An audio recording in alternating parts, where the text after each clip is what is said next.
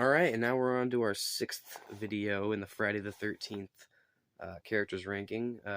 Don't have a lot of space left on my phone, but, you know, I have about 4 gigs that I just deleted from my trash, so we'll see how this goes.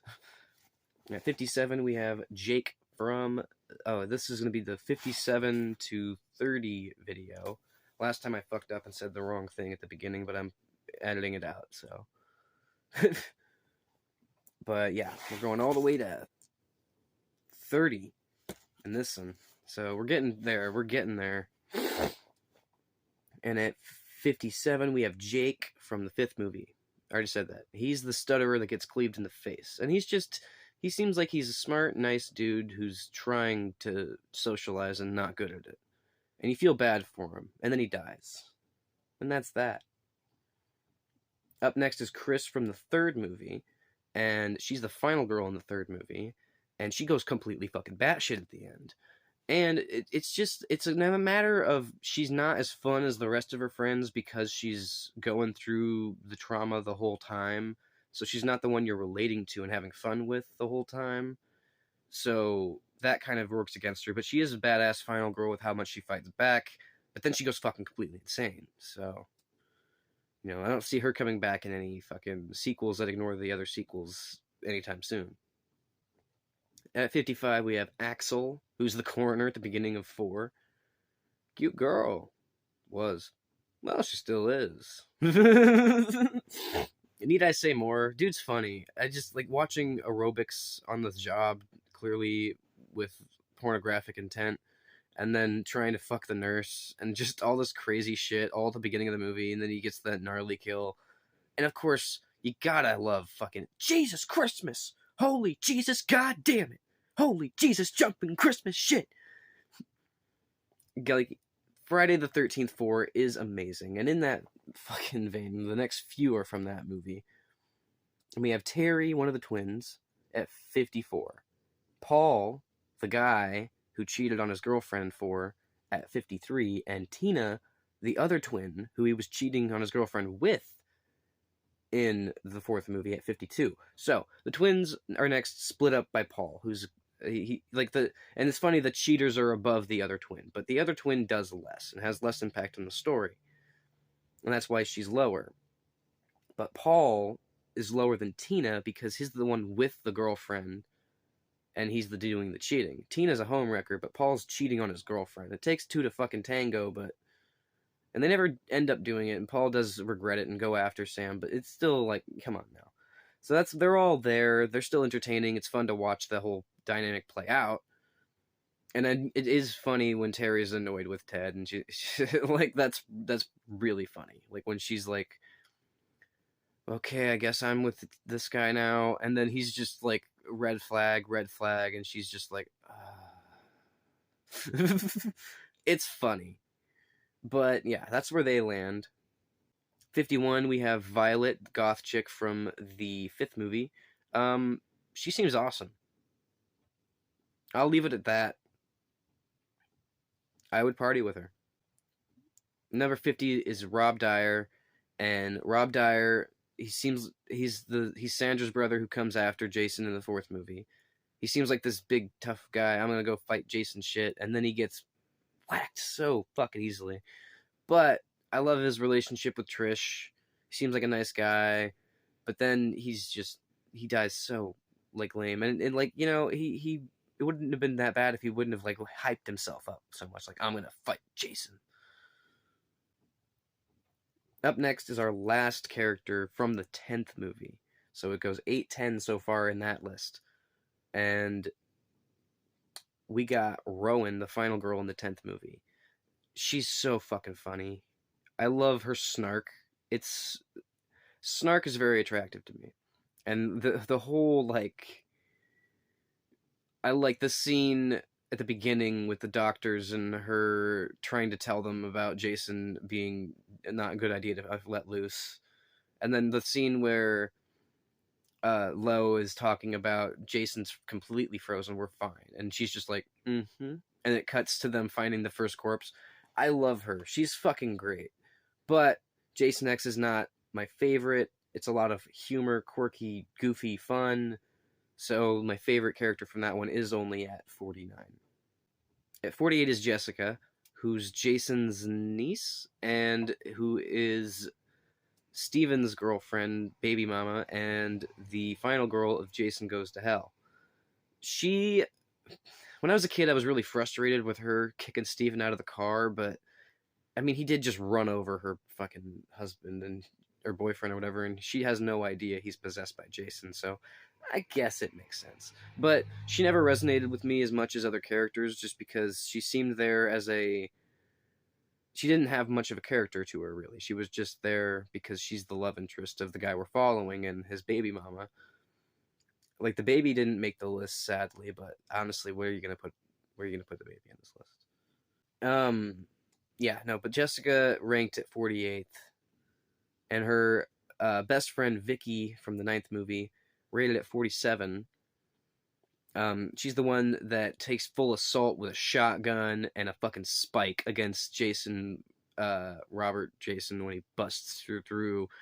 And she shoots a patron, and Jason kills another one, and then he kills everyone, and then she's still like fighting back. And I mean, it's funny that she shoots a fucking patron, but like, come on now.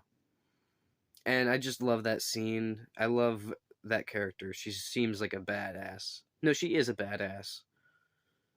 At 46 is our last character from the seventh movie to appear in the ranking. 46, I know. And that would be Tina. Obviously, the final girl who has psychic powers is going to be the best character from that movie, besides Jason, who all the Jasons are looped together except remake Jason in this list. And when Freddy comes up in this list, because he's in Freddy vs. Jason, Wes's New Nightmare and the remake won't count towards his ranking either. Because they are not the same timelines nor the same characters, really. They're different versions entirely. But everything else will be looped together, even though it's there's some are better than others, and they're not going to balance out the same both ways with just portrayals of utilizations. But not the point, because they're not up quite yet. Tina's great. The most fleshed out character of the Kane Hodder era, probably. Gotta love Tina. Up next is Jenna from the remake, who was supposed to be the final girl, but then Whitney was in a basement the whole time, so obviously, her survival skills have to be. Anywho, she's a really likable character. She seems chill. I mean, she does go off with Clay while she's with Trent, but Trent's a piece of shit, so who cares? She also is with Trent in the first place, which doesn't speak well to her, but I mean, what are you going to do? They're all at his house, so they all have to be associated with him in some way, which might instinctually, like, make people think they're worse characters than they are, but I like Jenna. At 44, we have Michael Garris, the sheriff from Part 6. The sheriff from Part 6 is really funny. Don't piss me off, Junior. I will repaint this office with your brains. Fucking...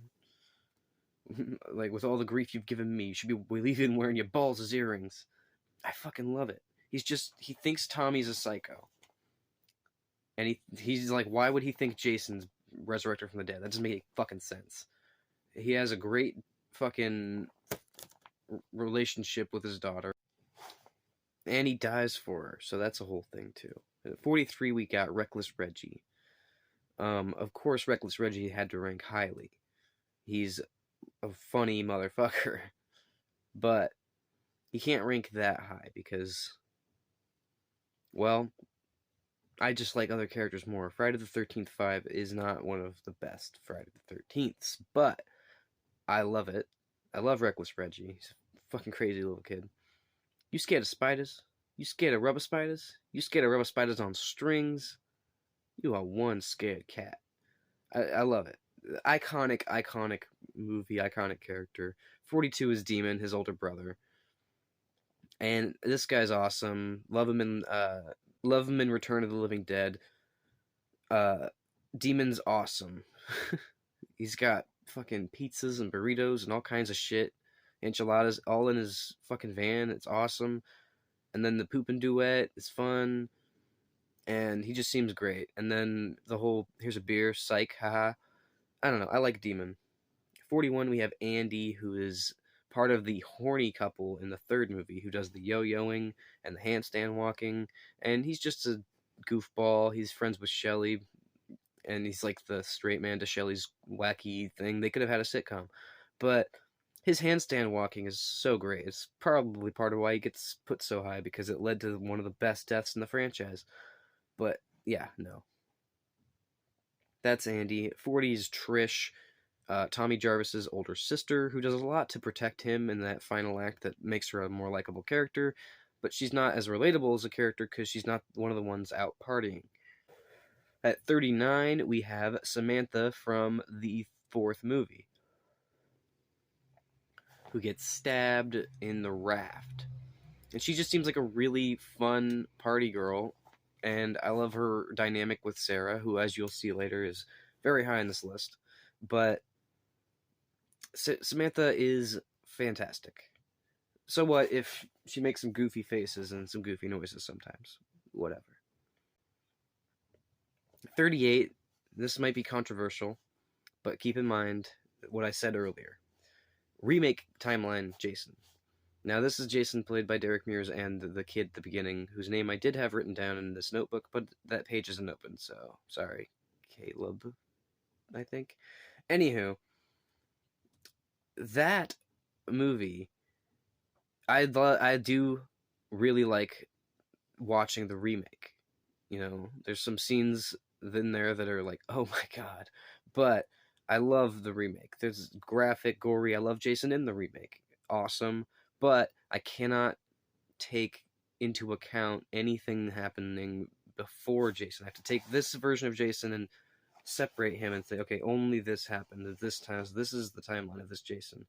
And that it's just not as powerful. The original timeline Jason is not even in the same like 10, he's not even within 20 placements of this Jason, because the other Jason is everyone who's played Jason except him. If I was ranking the Jasons, remake Jason would rank highly, but it's not. It's very different when it's one person as Jason and one person as Roy and one person as Mrs. Voorhees versus everyone who's played Jason all looped together. It makes it harder for other killers and characters to make it high, but he did make it higher than remake Mrs. Voorhees and Roy Burns. So, and Vic. 37, we have Clay, Sam Winchester himself. Maybe I'm biased, but I like the character. He's like Rob Dyer if Rob Dyer didn't die like a little bitch immediately. But you know, that what are you gonna do? Clay is pretty badass, smart, gets the job done, and I like Clay. He's basically Sam Winchester, but without any expertise. He's just winging it. He gets his ass kicked, and the fights between him and Jason are pretty badass. 36, we have Wade, who's the comic relief guy in the beginning of the remake that dies first. Well, second if you count Mrs. Voorhees. And him dying first makes sense because he's the only one there that's not dating anyone. But he is like the funniest of those people because he's just a dork, and it's rude. I like the singing. I like the lightsaber thing. I like how he's obsessive over fucking GPS. It's like it's ridiculous, and the fact that him and Richie are there for weed, it's like it's a nice, funny banter, and it gets the job done. And he's the one who tells the classic Paul Holt spiel about Jason. So I guess Wade is remake Paul Holt. I don't like that, but as a separate character and a separate scene, it works. 35, we have Duke from the ninth movie, and Duke from the ninth movie is Creighton Duke, who is the Jason hunter who happens to know the crazy bullshit Jason lore that comes out of nowhere. And he's a very entertaining, colorful character. because he just says the craziest shit whenever, and he's a fucking badass, and he like breaks fingers for exposition, so the scene's more entertaining, and I like that. But he can't rank much higher because he's also a fucking weirdo. At 34, we have Debbie, who is pregnant in the third movie, and she seems awesome, really fun, really horny. Gotta love Debbie in the third movie. 33 is Ethel, the last character introduced in the fifth movie in the list. You big dildo, eat your fucking slop. Love Ethel. Yeah. Great character. I'm trying to speed it up because I don't know how much is left of the camera. And there's only 3 placements left in this video. 32 is Chuck, the basically Tommy Chong ripoff in the third movie, and he's also kind of like Shaggy in a way, so I like him for those reasons. Not really a lot to say if you just say I like him because he's like these two, but you know, he's funny, he's a scaredy cat sometimes, and he's like has some really great lines. And then next is the last remake character, Chewie, who I think everyone would probably say is the best character from that movie, because he's fucking hilarious. Screwdriver to the neck is one of the best kills. Gotta love Chewie. But number 30 is Deputy Stubbs from Freddy vs. Jason, who's the only authority figure in the Freddy movies besides like Neil and well Nancy, but she, yeah, there's a few characters, but the only character in Freddy vs. Jason is like an authority figure that takes the kids seriously and helps them figure their shit out, you know? And that's the ending of the Friday the 13th characters ranked part, whatever the fuck I'm on. There's only 2 more videos to film of this left. Like, subscribe, and all that bullshit.